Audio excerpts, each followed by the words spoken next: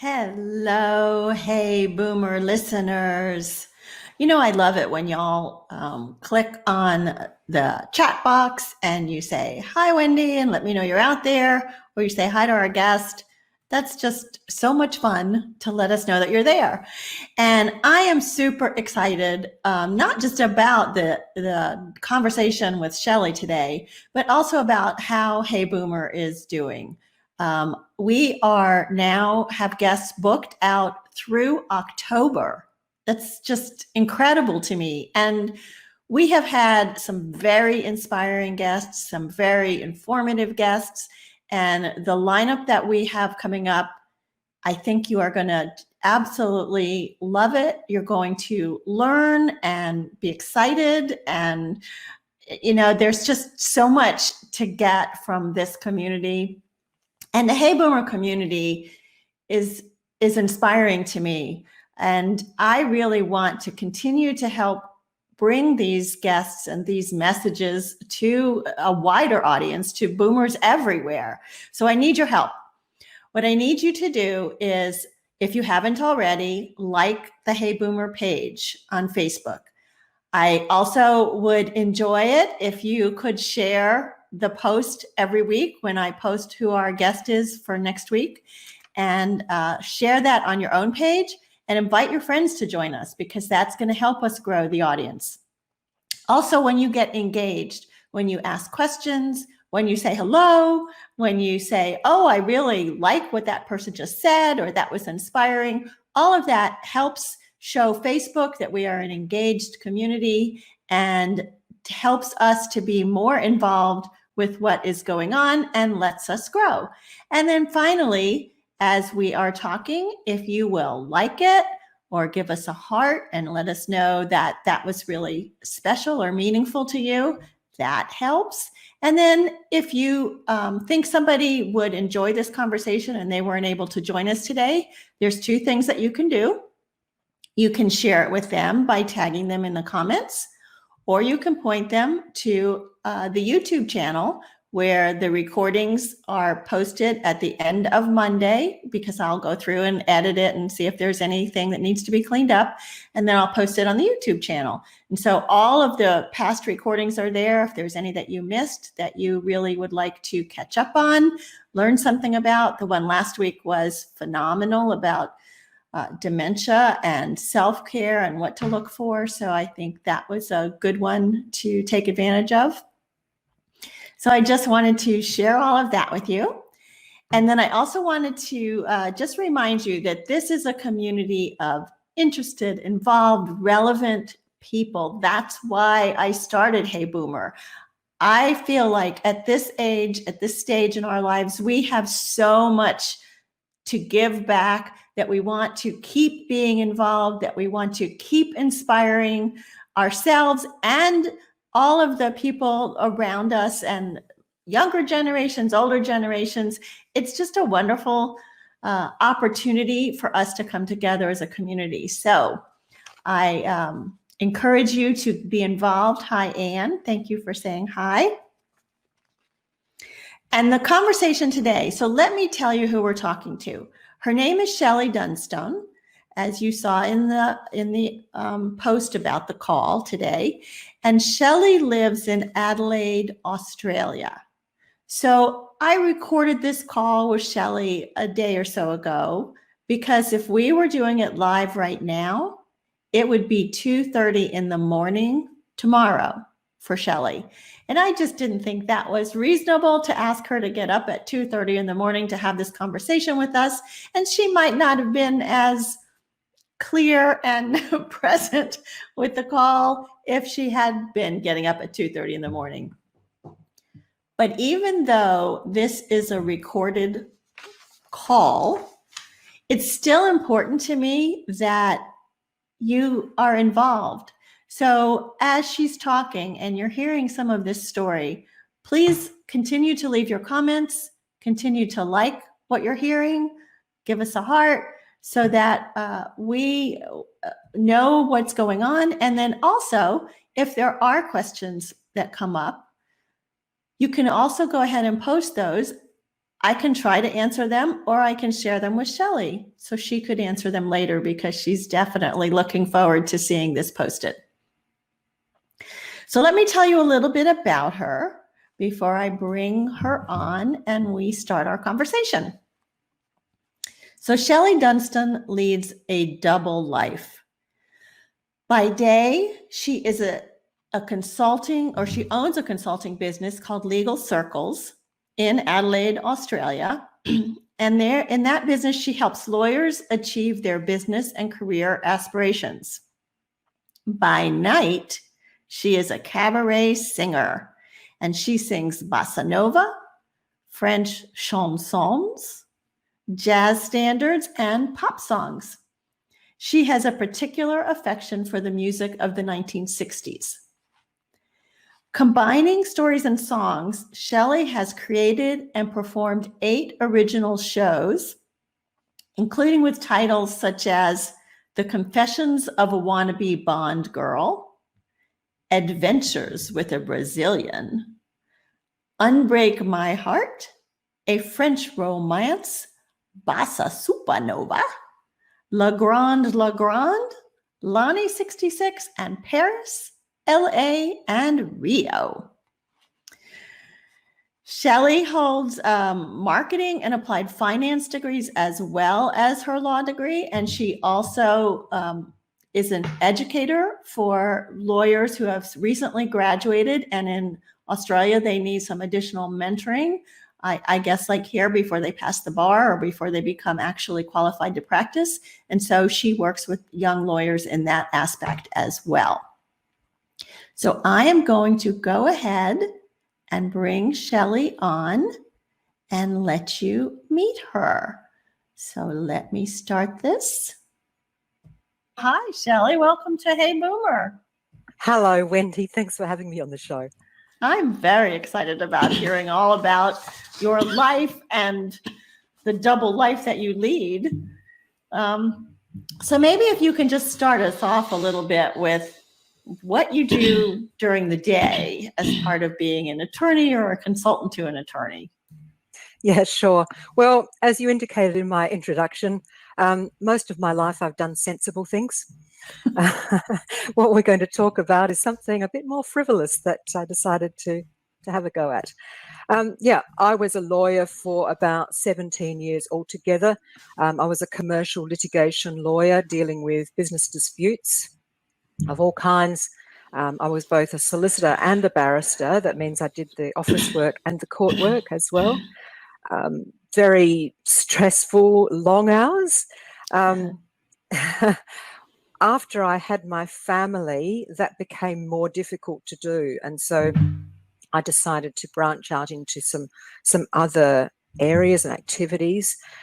So in my consulting practice, I help lawyers to achieve their business and career aspirations. I help law firms with recruitment, and individual lawyers with career advice and career mentoring. I also do training. I've got a marketing degree as well as law. So I provide training for lawyers to help them promote their practices. And I also help lawyers buy and sell legal practices. And as well as that, I'm a teacher. I teach people how to be lawyers. So I'm a lecturer in the practical training course for law graduates that they need to do here in Australia before they get admitted as legal practitioners.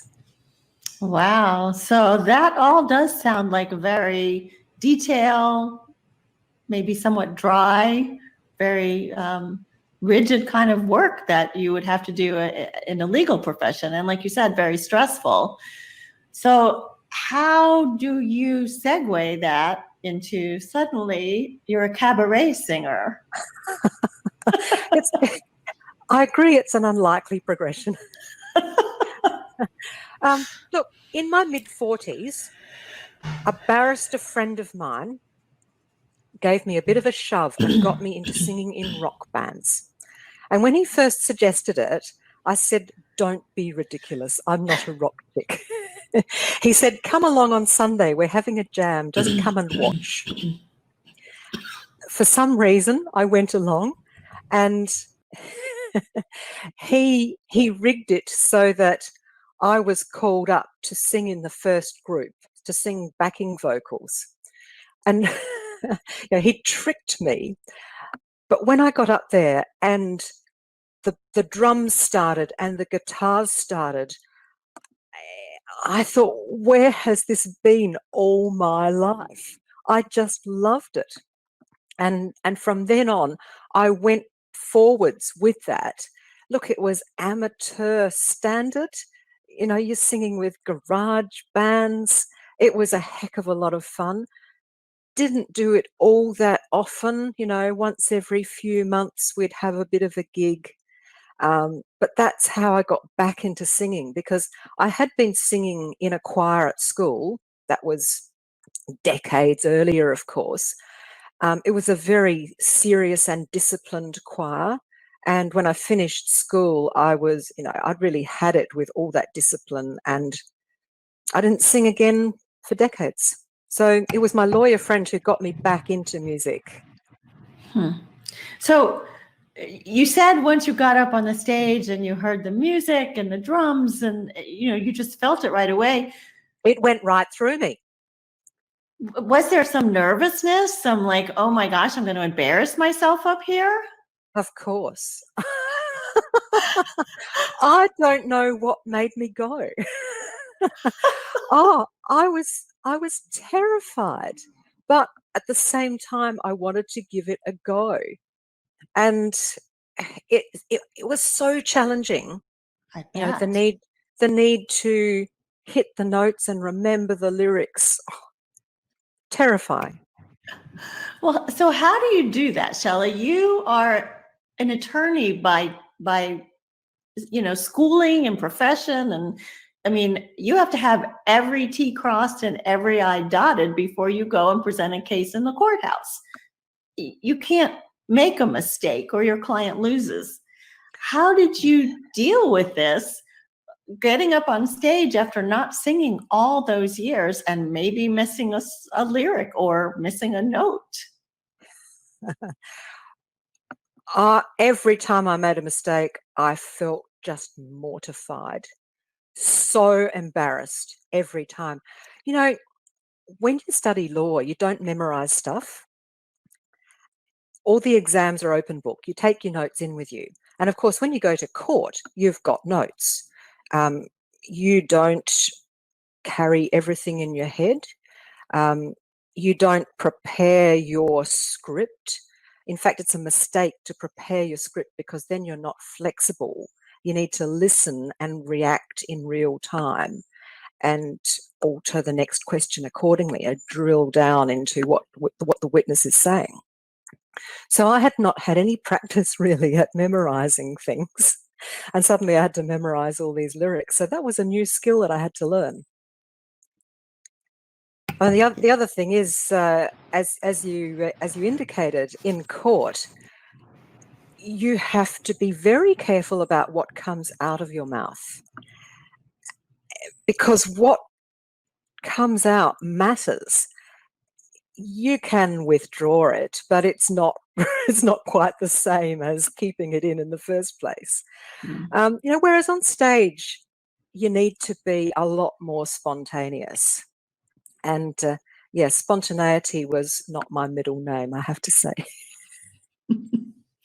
So for someone like you who, you teach, you guide, being perfect in some ways is probably an important part of your professional life. And as women, a lot of us have been taught along the way, you have to be better than these others to be accepted as a professional. I mean, how did you deal with your, this mindset of I have to be perfect? Yeah, it's an interesting concept, isn't it? Because intellectually we know none of us are perfect. But I think that when you're growing up, if you are conscientious and you generally do well, then an expectation develops in yourself and in others around you that you're going to do well. And if you mess up, it becomes very embarrassing.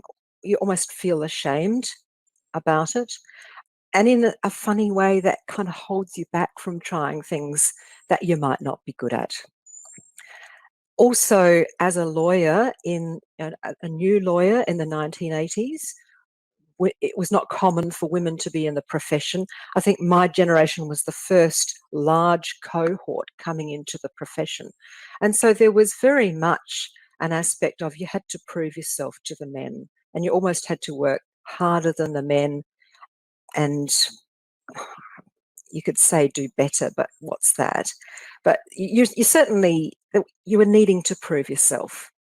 Yeah. So this was probably a very healthy avenue to go out and look at music and say, well, okay, I'm going to be spontaneous. I'm going to be crazy, maybe. And I don't have to be perfect. Yeah. And I'd never done anything really on stage. I'd shied away from things like acting in the past because I thought I'd feel so embarrassed. And now there I was in in a rock band with everybody looking at me. Yes, I did that for maybe 3 years on and off. Every few months we did a gig. But by that time, I was starting to find it difficult to find more rock songs that I wanted to sing. I had about 15 songs in my repertoire, but my range was limiting me. I have quite a deep voice, and I was finding it hard to reach the higher notes. And so that put a lot of songs out of reach for me. And I was looking for something else, something more. And then one day, my husband and I were going out to the theatre, and he dropped me off whilst he parked the car so that I could pick up the tickets. I sauntered along the street, and I noticed there was a new place. The old tobacconist shop had gone, and there was this new place, and it had velvet curtains in the window, and there was a poster that caught my eye. This sexy songstress in a red dress with one of those old-fashioned metal microphones. And it asked 3 questions. Have you been singing in your lounge room? Has it got too small for you? And would you like to sing here in front of a supportive audience? And I just went, tick, tick, tick. Yes, I have to be there. And when I took my husband after the play to show him this poster, I said, I'm going. And he said, why? He had no idea that I'd be interested in that. And he was actually a little bit worried in case it was a bit seedy. Yeah.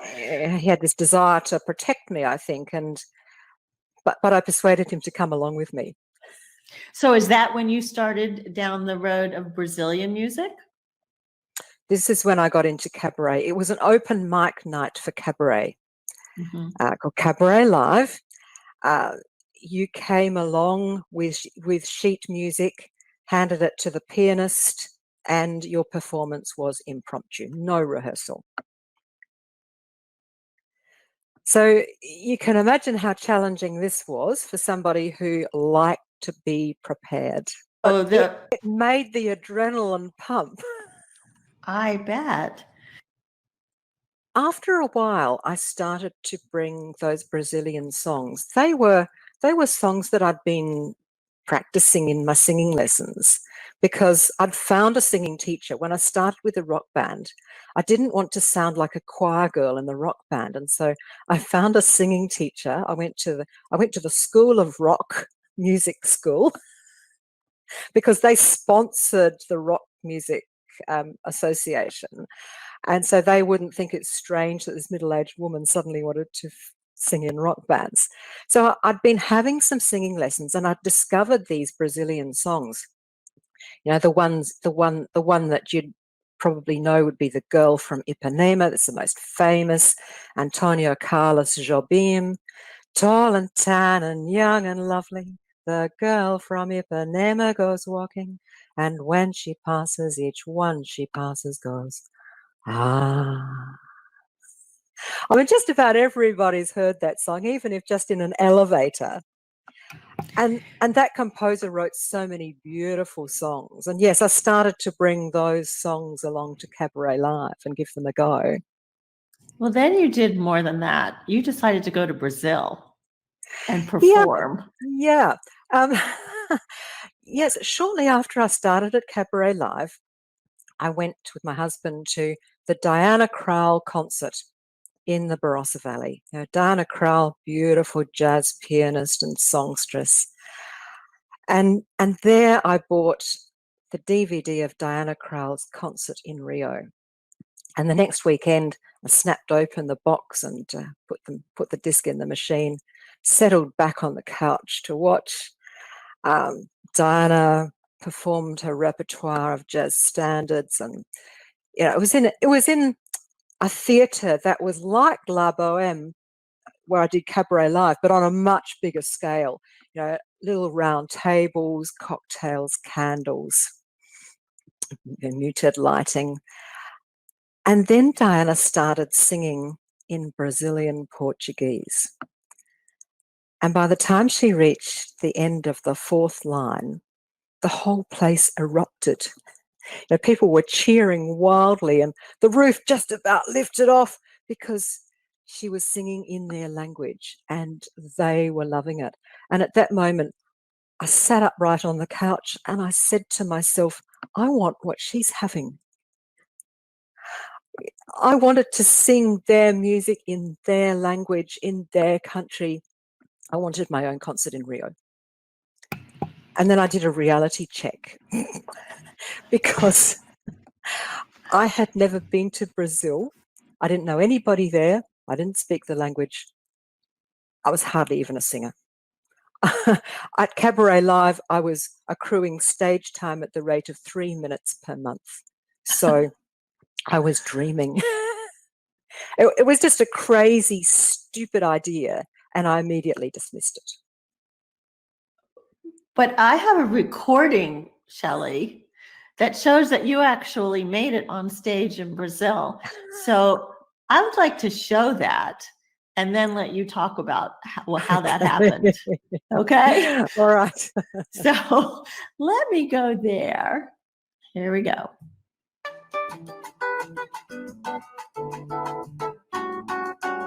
Tall and tan and young and lovely, the girl from Ipanema goes walking, and when she passes each one, she passes goes. Ah, when she walks, it's like a samba that swings so cool and sways so gently, that when she passes each one, she passes goes. Ah, oh, porque estou tão sozinha. Oh, porque tudo é tão triste. Oh, beleza que existe. A beleza que não é só minha, que também passa sozinha. Ah, se ela soubesse que quando ela passa, o mundo sorri na frente de graça e fica mais lindo por causa do amor.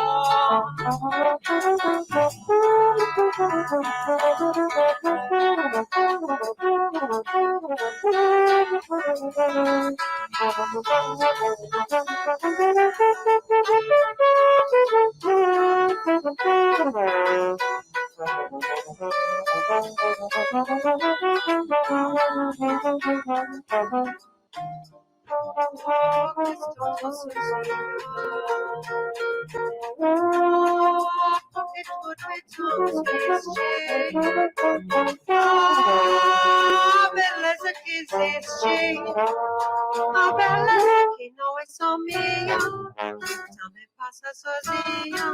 Ah, se ela soubesse que quando ela passa, o mundo sorrindo se enche de graça e fica mais lindo por causa do amor.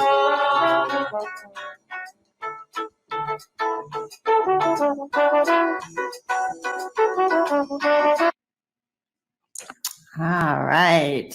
That was amazing. How fun. It really was, yes. And you were singing in Portuguese. Oh, yes, yes. So, okay, so you got to tell us the story of how you learned Portuguese, how you ended up in Brazil on the stage with Brazilian musicians. I want the story. All right. Well, I continued taking my music, including the Brazilian songs, to Cabaret Live once a month. And every now and then I thought about my vision of performing in Brazil, but I had no idea how to do that. And I thought it was just a silly dream. Well, about 3 years later, something happened to propel me. I started to feel there's something weird going on with my heart. It was racing, and sometimes it felt like it missed a beat. And when I had medical investigations, I discovered that I had a leaking mitral valve. Now, the valve controls the flow of blood through the heart, and if it's allowed to flow back the wrong way, the heart swells and, well, eventually you die.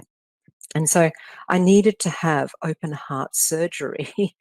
um, when I went to my surgeon to meet my surgeon, he leaned across the desk to me and he said, I must inform you of the risks of this operation.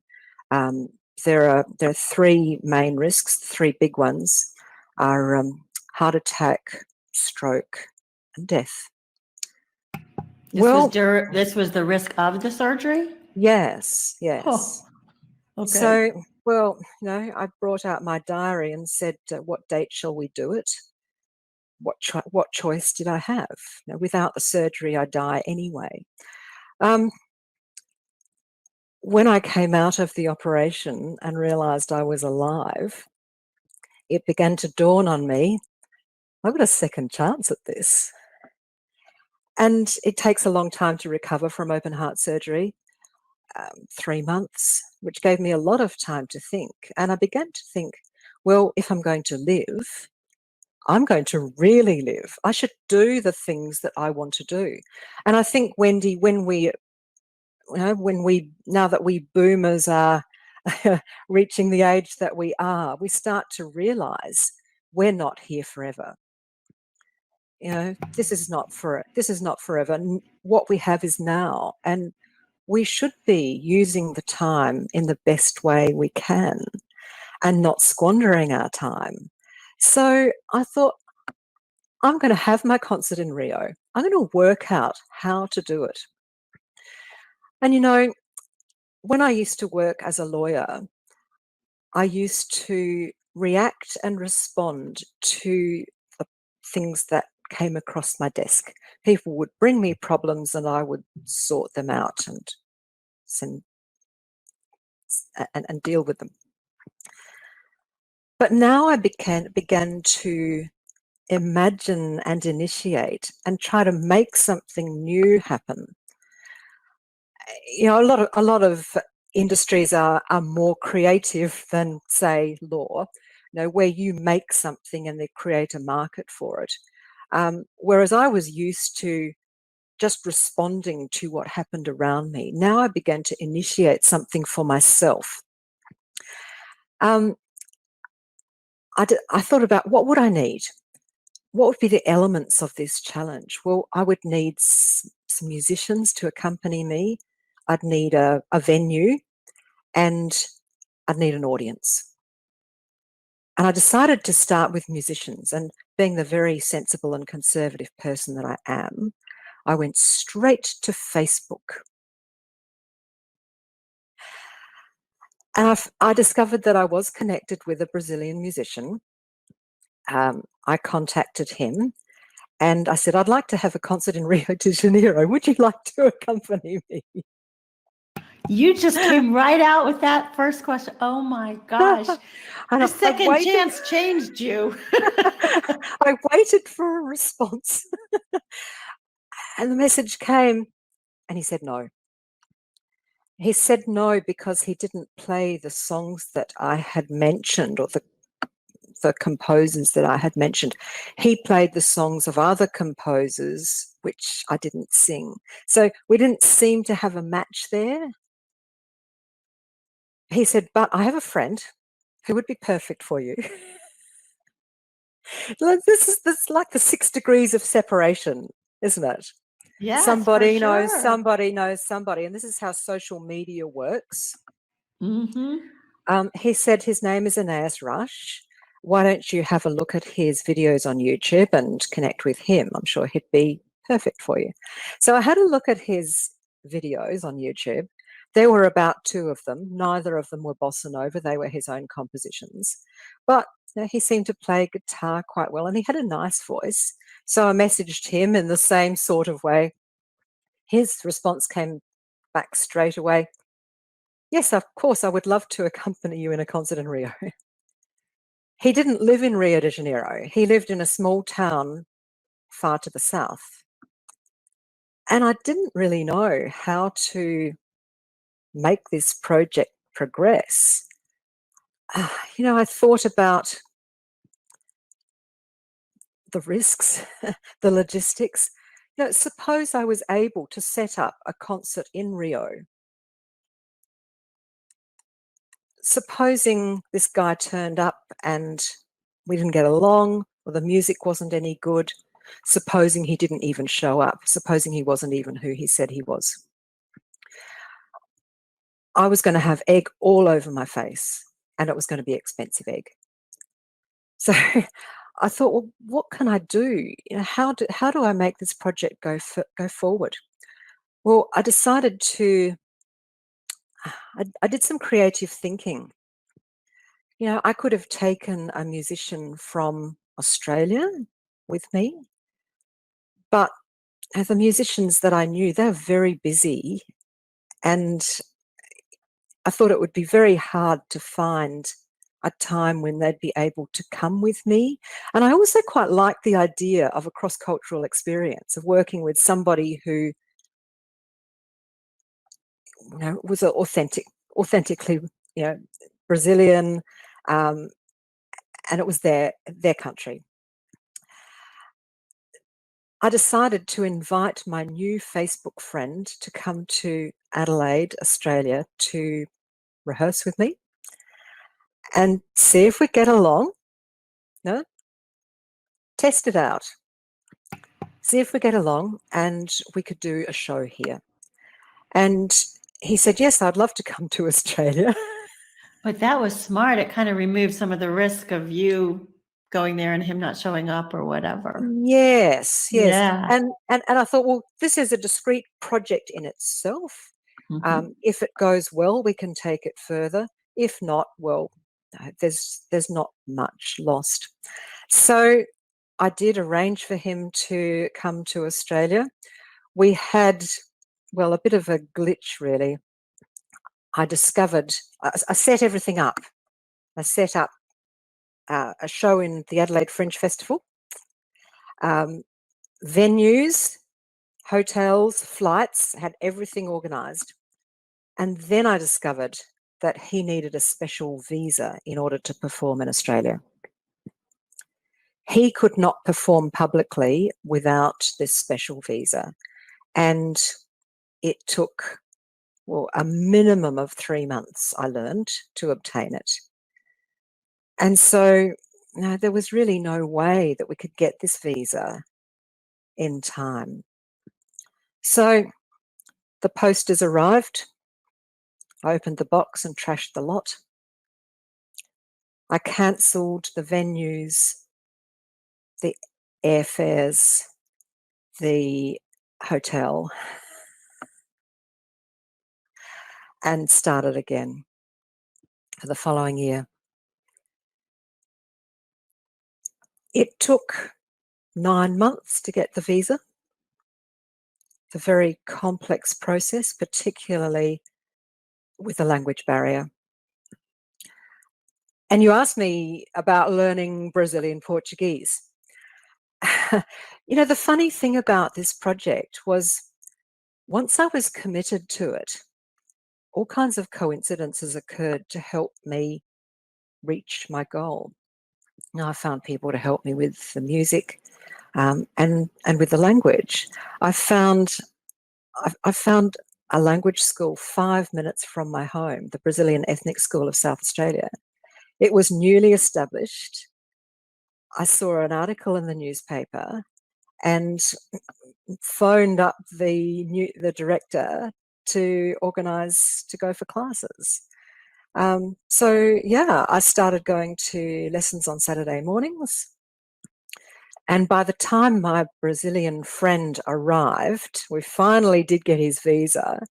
You know, people later said, I never thought you'd get it. didn't believe you'd get the visa. And I had never done any visa work either. I did that all myself because I thought, it's just so hard with the language the language barrier. So yeah, by the time my Brazilian friend arrived, I had been learning for about 12 months. Oh, I was okay. not conversational.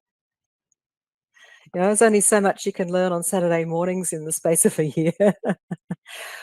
Can you imagine how I was at the airport the night he was arriving? How excited and nervous I felt. Did he get on the plane? Did he think it was just a hoax? What would he be like? Would we get along? What would the music be like? And I waited for about an hour and a half at the airport until a man came out with a fedora hat on his head and a guitar on his back. And I recognized him straight away. And I ran towards him with my sign with his name on it. I took him to the car park with his gear. We put his luggage in the back, and he tried to climb into the driver's seat of my car. Oh, We wrong drive side. we drive on the other side in Australia. Wrong side. So I got into the car, and as we drove away towards the city, I realized I have to speak. We can't sit here in silence. I have to speak. I'm going to mess up big time because I've only been learning for a year, but it's better to make mistakes than it is to drive in silence. Well, he didn't seem to be too worried at all. He just spoke in Portuguese and assumed that I would understand. He spoke no English. Oh, no. But look, we found a shared vocabulary. We managed to rehearse. We got to know each other. My proficiency in the language increased immensely in the 10 days that he was here. We did our 2 shows in the festival. They went really well. And the net result of all of that was that he invited me to come to Brazil to perform in his town, Jaraguá do Sul. And I thought that's a really sensible next step, because we'll consolidate our musical partnership and we'll get to know each other better. And yeah, that's a really good next step in our partnership. So that's what we did. My husband and I went to Brazil. This was our reconnoiter trip. He found a conference that he could attend in Recife in the north. And on that visit also, we went to Rio de Janeiro because we needed to find a venue. Okay. And a musician friend here had a friend in Rio de Janeiro who ran a music bar. So we organised to go there. We managed to get tickets. We went there on the Saturday night. I'd sent a show reel to this guy by email and managed to speak to the guy during the break. And he said, haven't we responded to you yet? I'm really sorry. It's just been crazy. It's just been so busy. Yeah, sure. We'll put you on the program. No problems. So easy as that. No problems. That's great. And as we departed, he said, yes, look, send me an email. We'll set it up. Got back to Australia and emailed him to work out a date for the show. And I didn't hear back straight away, so I emailed again. He must have been so busy. So I phoned, and I was told, look, the best time to speak to him is 11 a.m. on a Saturday. That equates to about midnight on Saturday night. Did I feel like phoning Brazil at midnight on Saturday. Really not. But I made the call, spoke to the guy, and he said, "Oh, sorry, I've just been so busy. Yeah, look, email me at my private email address." And I took it down. So I emailed him. Still nothing. Kept checking. No, has it gone to spam? This went on. And obviously, the guy says yes, but he means no. Mm.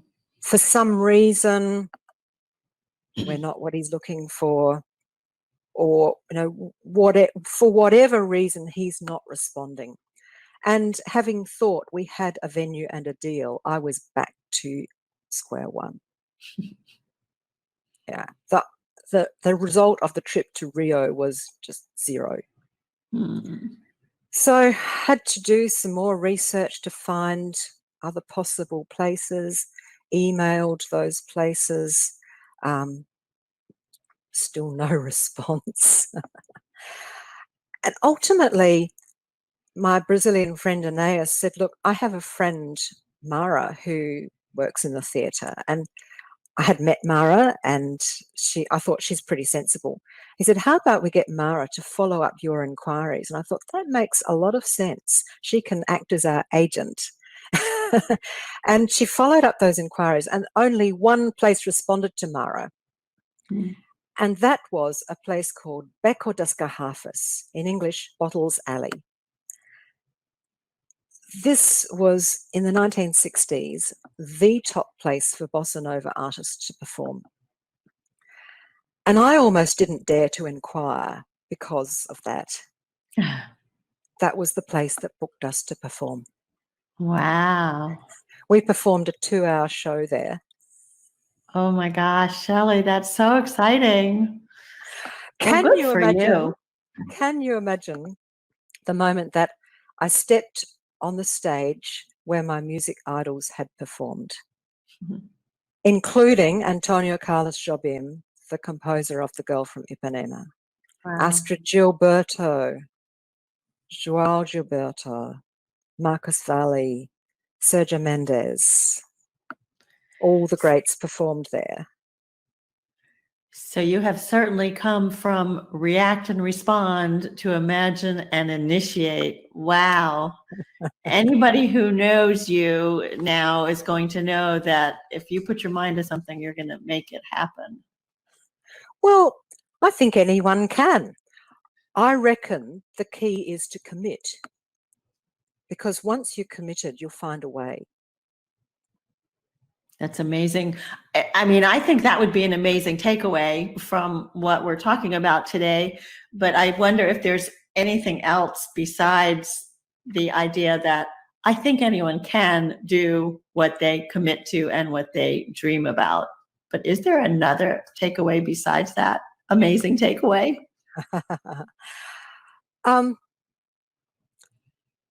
think an important thing is to have the dream and to honour the dream, not dismiss the dream. I think everyone, at least once in their life, should do something to amaze themselves. Take that step outside your comfort zone, whatever it is for you. I have friends who run marathons and climb mountains, and that's not for me. Music was my thing. But whatever it is, whatever your thing is, take that step and be bold.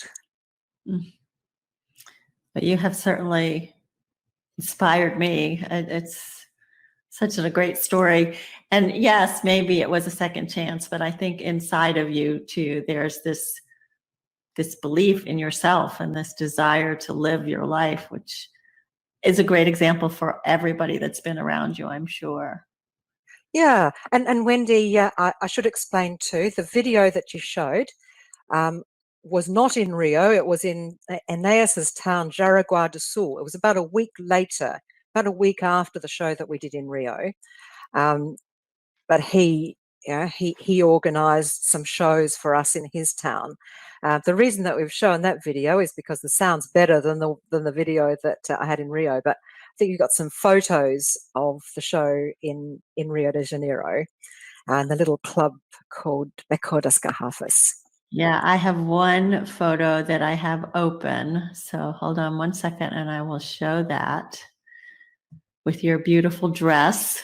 That's it. Yes. Yes. So we've got Aeneas on the right playing guitar, and on the left is his friend Junior. He was the percussionist that Aeneas brought to Rio to perform with us. And they were both playing in the video. The other singer at the microphone was a guy called Rubens, very amusing guy who we performed with in Jaraguá. Well, part of the fun, I think, is probably some of the clothes you got to wear too. and another thing, Wendy, the night after the show in Rio, one of the greats from the 60s was performing in the same room where we played. Oh my goodness. A guy called Marcus Valle, who wrote another famous song called Summer Samba, or you may know it as So Nice. And Marcus Valle was celebrating his 50 years in the music business. We managed to get tickets and we went along. Wow. And afterwards we met him. Well, I'm afraid to ask you what your next dream is. So, but you know, that experience almost eclipsed everything else. I had a conversation in Portuguese with Marcus Valle. oh my gosh. I would never have dreamed that would happen. But you know, once you're on the journey, unexpected things can happen, and in a sense, the journey is its own reward. Mm-hmm. If I'd never achieved a show in Rio, yeah, I might have been disappointed, but so much else happened along the way, which would not have happened if I'd still been sitting on the couch. Yes, yes. Well, this has been fabulous, Shelley. And thank you so much for joining us on Hey Boomer and sharing this amazing story. And hopefully one day maybe we'll see you perform live somewhere. Never know. I know. Maybe I'll come to Australia. That would be amazing. Please do. Yes, thank you.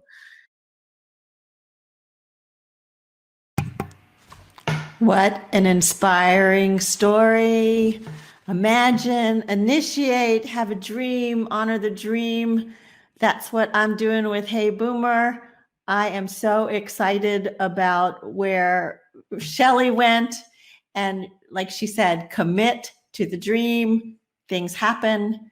And that's where we're going with Hey Boomer. Quickly, let me tell you about our guest for next week.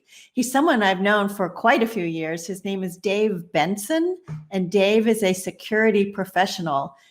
He has done everything from personal security, meaning that, with diplomats going into difficult or dangerous places. And he has his own company now where he is also working with security in the workplace, internet security, personal home security. And so that's the kind of thing he's going to be talking to us about.